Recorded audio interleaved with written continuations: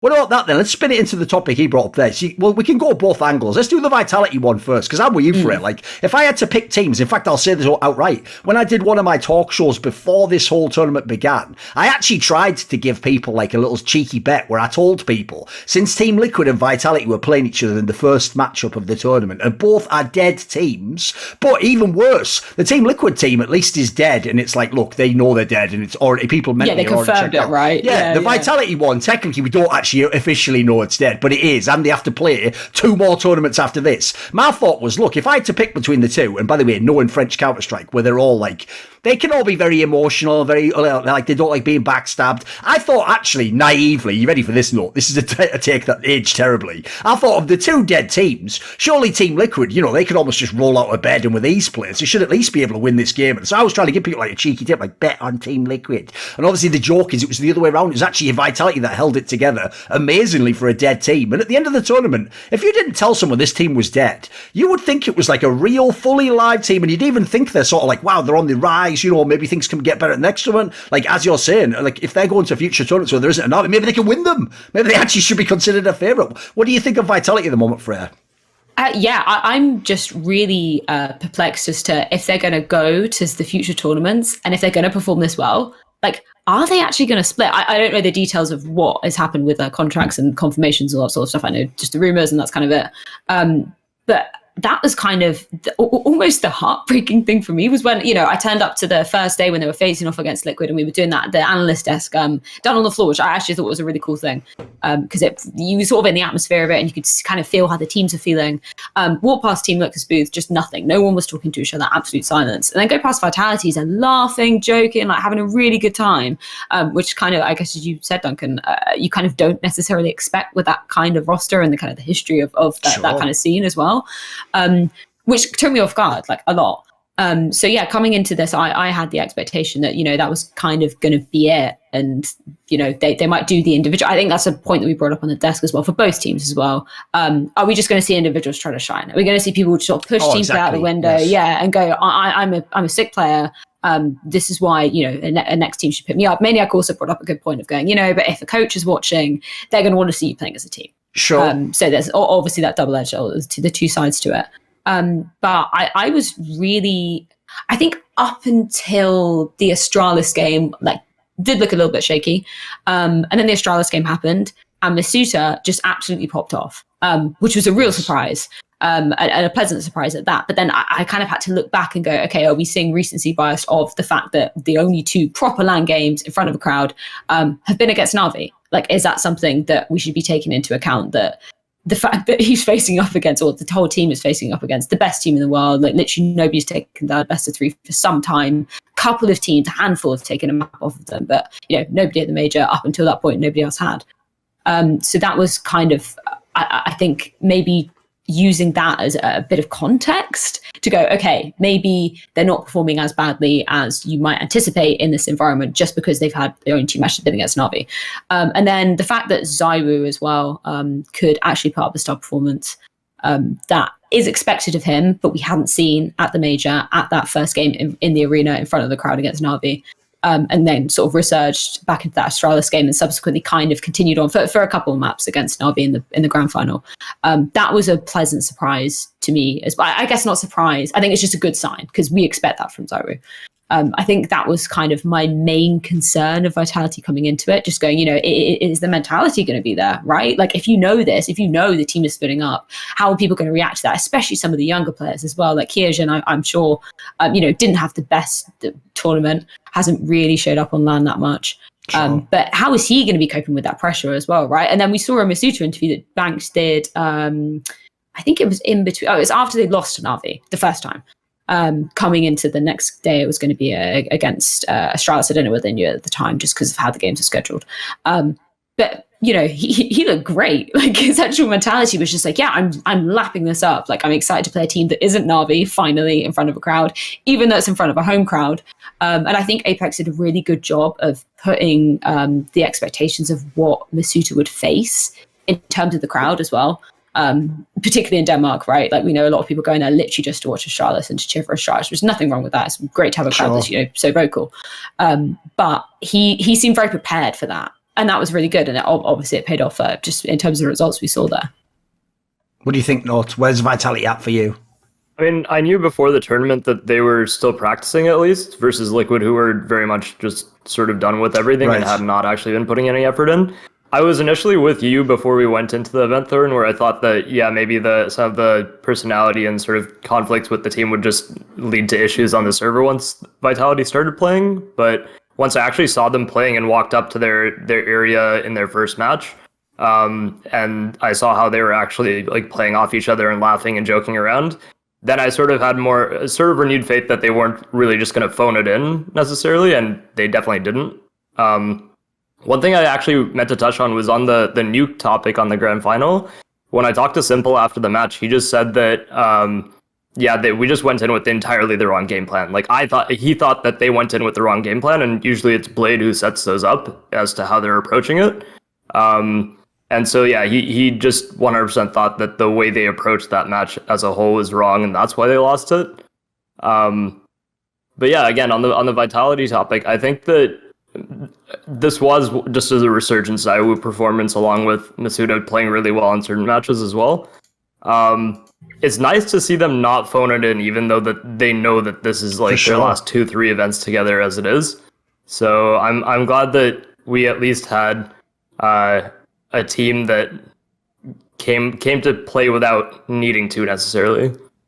One thing I want to ask you too is this, because I actually think this is a question no one's really asked. It's really weird to me, which is when you look at these teams that have actually given Na'Vi a good game, G2 in the major final, Vitality in this final here.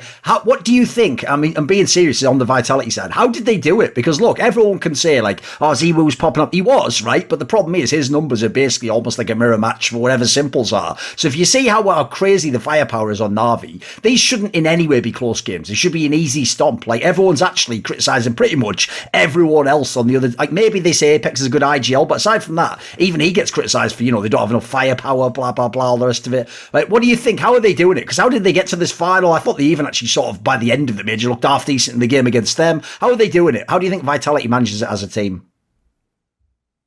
I think it's potentially a combination of, particularly in that Na'Vi matchup, the combination of what you were saying, of going in with the wrong game plan. Because we heard from Blade, he said it a couple of times. He's like, we're going to come in with some really new spicy things on Nuke, and potentially Simple just didn't really mesh with that, or some of the other guys just didn't really mesh with Technically, they did have some new stuff because they lost loads of rounds, which they hadn't done for 20 games before. You see what I mean? Keep going. I also think just the aggression from particularly Apex as well. I think that aggression from Vitality was like a nice maybe it's the lack of pressure. Like I think that did play into a factor for Vitality, was just that Apex could go back to having those kind of aggressive tendencies that we saw him doing back in the day when he was just an entry fragger, didn't have to worry about in-game leading, had nothing like that. I think at least saw a lot of that coming out, and just playing with a little bit looser as well, which I think when you get that momentum, especially in a team like that, which has a Zyro popping up, has a Masuda who's looking more comfortable, I think that that kind of comfort that they found and the momentum that they managed to build up, particularly on Nuke, was, I think, maybe perhaps down to some more aggressive plays, and just potentially knowing Na'Vi's tendencies as well on that particular map. And I think it's difficult as well when you're coming off of just the format that we had, obviously, because Vitality played against Astralis and had that hour break, and then going into that Na'Vi game. I think that was why I was even more impressed that they managed to end Na'Vi's nuke streaks. We know they didn't have a day to practice and prepare for this. They had like half an hour. Literally, yeah. So they came off of that, had to do interviews and stuff, so literally maybe had half an hour to chill, then came back into it. And perhaps that momentum off of the Astralis game as well, and the confidence that Masuda had coming off of that. Because we saw him kind of continue that on, and then obviously just fell off after going into that third map. That was a kind of how I expected the series to go from the beginning. So it was, I think, a pleasant surprise to see Vitality at least ending that new streak. I will say as well, by the way, I'll give them complete leeway for that last map, because it was literally the 6th map of Counter-Strike they were playing that day. Like, that's a lot to play in a day, boys. Like, remember, people complain about best of fives. They're just playing essentially more than a best of 5 the whole time. What do you think, Noah? What is the charm of Vitality? Because obviously the point is, look, as far as I know, all that news about them changing to the Astralis players is true, and it's going to happen. And like, they are just going to play this out, and there is no like naive dream of like, let's just do another last dance. If anything, this might have been the last dance, because because I think they don't have any pressure on them because they know the team's dead, essentially. So what do you think it is? Because I'll admit, like, when I watched them play in this tournament, it's not that I didn't want them to make the move, because I think obviously that it's a very exciting international roster. It's just they have a charm to them as a team. Like I say, I don't entirely know myself how they do it. Like, it can't just be that ZywOo frags everyone. There's got to be more than that in a team. So what do you think, Note? What are the other elements of Vitality you enjoy or that are good? What helped them succeed here? I just really like their emotional sort of approach to the game as well. Like watching Apex play on stage was also just a lot of fun. I think the whole fact that the crowd was against them and also was very much going out of their way to sort of go against them. Antagonize them a bit, right? Yeah, exactly. I think that fired him up a lot more. And so seeing him intentionally trying to pop off on stage a little bit more and sort of get in their faces, I think that also translated a little bit into their game, which is, as you were saying, like he was being more aggressive and they were having a lot more. He was having a lot more impact in their T sides, especially. But yeah, I think seeing that element to it, I even saw ZywOo start popping off more. And when that started happening, I was like, okay, these guys are starting to really enjoy this moment of being on stage and possibly having that last chance to play together as a unit on a stage. So yeah, I think the whole personality side of them really came through at this event, and I appreciated that a lot. ZywOo was like actually smiling when they were winning rounds as well, because that's something we talked about on the desk, was like you don't see him getting tilted, which is great, but you also don't see him celebrating that often, which is kind of crazy for a player of that caliber and having that superstar ability. He just seems like so chill. But the fact that when Apex was popping off and then, you know, doing gestures to the crowd and kind of playing up to that, ZywOo was reacting to that too, and his English is a lot better as well. We actually got to do some, not myself, Banks got to do some interviews with him as well, which obviously might confirm those rumors more, that sort of international rosters coming along. Was that something you were interested when you first heard this news? Because obviously it broke during the major, because it was one of those ones that once they got eliminated, they basically, like, the news just came out on that French website that Nell writes for, right? When I'm sure you must have thought of that yourself, right? If you think of like the ZywOo you met way back in the day, years and years ago now, you must have thought to yourself, it can't be that guy, surely, who's going to be in this team. He wouldn't be enjoying speaking English, right? Yeah. I mean, I remember being in the green room with everybody at the PGL major, and everyone's just like, "What? Like, is this actually legit?" And that literally was my first thought. Was like, how on earth is he going to communicate with them? And then that evening, because I think they got knocked out. That was the quarterfinals day. It was the second quarterfinals day, and got knocked out by Na'Vi. And went up to speak to him, and just said, you know, like, I hadn't seen him since the major, and was just like, you know, sorry for that. And then had a full-on conversation with him, like perfect English. Still not super. I was like, do you want to do an interview? After this, and he was just like, no, I'm not super confident on doing it, you know, live or recorded, which is totally fair. But yeah, that really completely 180'd it, and I was like, well, yeah, this was kind of my biggest issue with just how the team would work, was his communication skills in a non-native language. And yeah, sort of speaking to him there just completely changed my opinion on that, and it's really cool to see him actually doing some interviews now as well. Yeah, by the way, if you're a fan, there is actually almost no correlation between whether they can actually speak the language fluently and will do an interview with you. There's no, like, fact that you'd think naively, like, you're speaking to me now, it's perfectly fine, but they'll always be like, no, I actually am very uncomfortable in my English and I can't. And you're just like, well, I don't even speak any other languages, so how are you saying this to me right now? It's like the worst one of this of all time was Starix from Na'Vi back in the day. Because this guy, right, would have a whole 1 hour conversation with me at an after party. Then the next day, if I asked him, right, do you want to do an interview? I'm not even joking, right? He would look me in the face and go, little English. I was like, you just spoke to me last night. I'm like, it's not like I'm a different guy. Like, what are you doing? But obviously he was like putting his professional hat on, like, I'm definitely not doing an interview, Thorin. Like, no. So he's just pretending he didn't know English, which is great. As I said, he's gaslighting me in my own reality, apparently. So, no, the angle I wanted to point out on this one is, one reason I also think that, like, certain players, they're not just even like the best players. They actually are just special. They deserve extra credit outside of the world. Because here's another reason I do think Vitality wins is, when people like Simple and ZywOo drop 30 kills on a map, it isn't like a normal 30 kills, because they get impossible kills. They literally just win single rounds for you. Like, there's people, I won't name names, certain CIS ARPers, not called Simple. I think I've given enough of a clue there. There's certain players can rack up a 20 bomb, a 30 bomb, and it'll look great on the scoreboard, but if you were watching the game, it'll be like, you know, they got like a simple kill here, or they backed out and killed 2 exit kills, or they just like killed and saved or whatever, and actually they're not winning the game for you. They're getting kills, but they're not winning the game. The difference is, people like ZywOo, like you saw in that round he won that 1v4 to win nuke. Like, he's just doing impossible shit in the game. Like, this is unfair to be that good. Like, I think that whole topic, like, this is an interesting angle I want to ask you about, because I find it actually, as much as I hate seeing great players be on teams where they can't win, like, basically, Ziwu can't really win a LAN at the moment, even if he's the best player, because, like, teams like Na'Vi exist. As much as that sucks for him, and, like, obviously people will never treat you fairly, they'll be like, how can he be the best if he's not winning?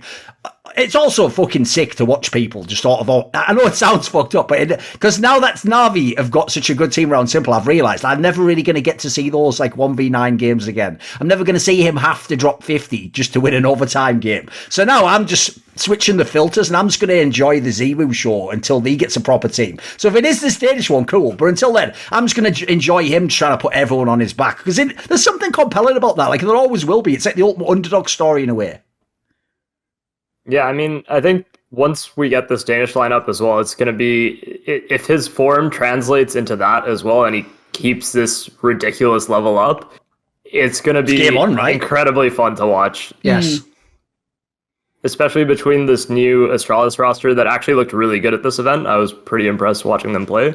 Yeah. And then combining against Na'Vi, there's going to be, right now I feel like the scene is sort of slowed down a little bit in terms of the competition for the top level. If Navi's at an event, there's a very large gap between those teams. Yes. But after this rumored Vitality roster has had more time to practice, and Astralis have gotten a little bit more time as well, I think next year is looking extremely exciting, especially the first 6 to 8 months of the year is going to be a lot of fun to watch some of these new rosters come and try and take that crown away. My biggest question for the potential like rumored lineup of the Astralis players going to Vitality, not like aside from the players actually integrating into the squad, is the coach. I was really surprised when they announced that XHAS would be departing. Obviously the rumors are that they were coming as a 3 package, and that's it. You take all 3 of them or you don't take any of them, which is fair enough. But I know that he's worked so closely with Zyru and so closely with the younger Vitality players integrating into it. Not that obviously Zonic is one of the most decorated coaches in the whole of Counter-Strike. But I just wonder stylistically how much that is going to be shifting just from what Zonic's bringing to the table. Just obviously XHAS doesn't do any English interviews. He's not comfortable speaking English, but just from speaking to Maniac, he's knows him quite well. Was just saying that the impact that he had in terms of Zyru, first developing, first getting into the team, how he was kind of evolving, particularly with Apex as well, like the fact that they work so closely, him and Apex and XHAS work so closely together. I think that's kind of weirdly my biggest question about the rumored roster changes for them, just how that's going to be, and whether Zyru is now kind of, I kind of want to use the term like flown the nest and is, confident in himself and is a comfortable enough player on his own, that doesn't matter for him anymore. So yeah, I think that's kind of, I'm very excited, but I'm also kind of not nervous, but just kind of anticipating how exactly that's going to work out. And I really don't want to see that affect anything I was doing, but I'm sure, he's been playing professionally for a while now, for what, three years? Since you joined Vitality? I think that's a good point, though, because he has been playing for 3 years, but he's only been playing with XHAS and on this, like, at a top level, obviously. He's only been playing on this lineup with XHAS. So being able to see whether this changes anything internally for him and for how he gels with this lineup is going to be interesting. I think that's a really good point, actually.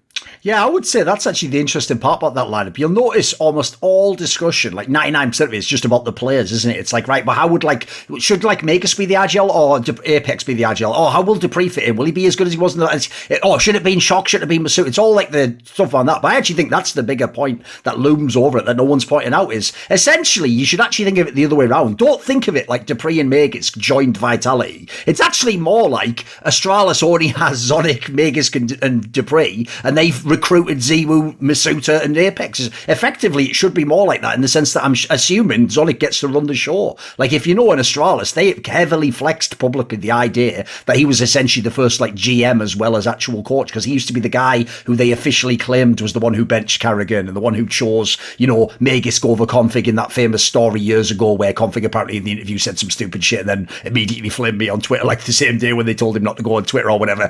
Who knew? Literally just responded to me, he was an occupational hazard. But listen, some players will have to learn eventually. And don't worry, you can thank me for the greatest Astralis lineup of all time. That's right. Me being a dick on Twitter gave you the greatest team of all time. How do you like that? I like them apples, exactly. But here's the thing, if you put it back the other way, I agree, like, there's no way Zonic's just going to come in and go, yep, as you were, just keep doing what you were doing before. No, he obviously has a vision of what he wants to do, and in fact, I think the area that a lot of people are missing is this. The reason I was really out on the Astralis lineup they have now is because when you looked at their lineup initially, and especially before you knew some of the others were coming in, and you heard that, like, Zipnix and Glaive had signed these long-term deals, you actually start to think, like, they just not care about winning anymore. They're not trying to make the best lineup. Dude, I get the vibe that actually that's exactly what Zonic and those players are trying to do who left the team. I think they actually, no joke, I think Zonic wants to prove that, like, I can win majors without Device and Glaive. I can win, you know, they all want to do that, because no matter how much people spin the great PR of, like, we're just a team and it was all a team, people want their credit. Everyone wants to get their credit that I really was the best at my role and my job. So I would expect, like, look, I think people like Apex and Masuta, they'll just do what they're told, but the Zero one is an interesting angle, because you can't take it for granted he'll just play identically. Like, I know it sounds weird because he essentially does do that in all the Vitality lineups. It doesn't matter who they change in the team. Somehow he just still frags out and seems to have a good game no matter what. But definitely with, like, coaching change, like, who knows what the vibe's going to be. I mean, Zonic's never had a player like this. He's a totally different style of player, star. In fact, you could argue in Astralis, they've never tried to build around one star, really. Device was almost like, it's just his role, really, that made him the star and get all the kills. I don't think they ever really sat down and were like, right, give him everything. Like, I'll give you an obvious example. One thing I always call for in teams like this, or when you used to have Simple on Na'Vi when it was the bad Na'Vi, is I actually think for these players, you should be greedy. You should literally just sometimes give them like a hero AK on a buy instead of everyone buying like a Deagle instead. Well, the problem is, in Astralis, you actually had the opposite mentality. They were the team who always bought perfectly and always did the pure save, and you always do the double save correctly. That's the opposite mentality. So I'm very interested to see how does Zonic adapt to a totally different talent here. It's not really like anything he's used in his career before. Want to see more cool, funny, interesting clips based on topics from my content? Well, subscribe to this channel then, or, you know, be a pleb and don't.